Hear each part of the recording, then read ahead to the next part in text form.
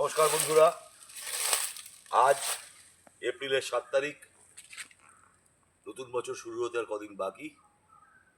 আপনারা যে আওয়াজটা শুনলেন সেটা শুকনো শালপাতার ধ্বনি, যাকে আমরা মর্মর বলি, বনমর্মর। দাঁড়িয়ে আছি অদ্ভুত সুন্দর একটা জায়গায়।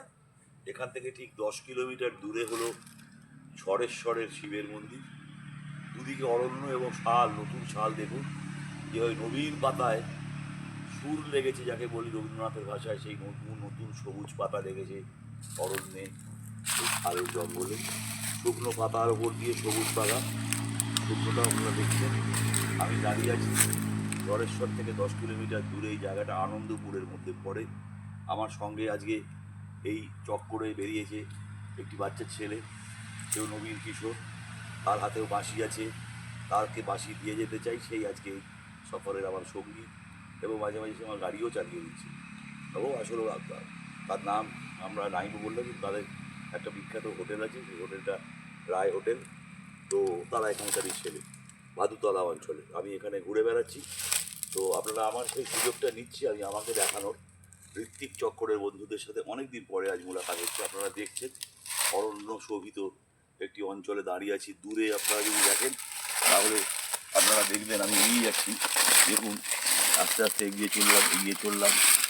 দেখুন ওই দিকে দাঁড়িয়ে আছে রাস্তার ওপর মেন রোড, এবং সেই মেন রোডটি আপনারা দেখতে পাচ্ছেন দূরে। দেখুন, এবং আমার গাড়িটাও দাঁড়িয়ে আছে, মাঝে মাঝে একটু গাড়ি যাতায়াত করছে, এবং খুব নির্জন নিরিবিলি প্রকৃতি।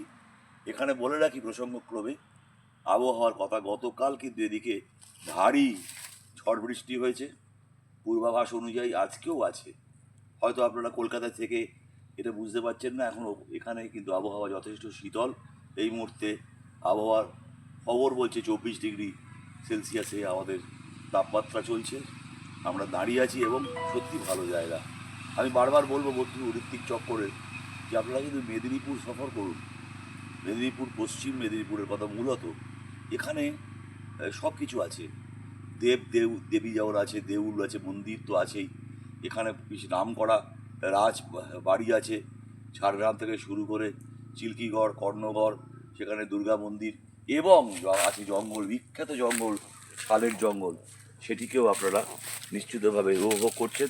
এবং এই কথা বলার সঙ্গে সঙ্গে আপনি দেখুন যে একটা কত বড় বড় উইঢিবি তৈরি হয়েছে, এবং সেগুলো হয়েই চলেছে ক্রমবর্ধমান, যাকে বলি। কারণ আছে, কারণ হলো এখানে কেউ ডিস্টার্ব করে না কাউকে।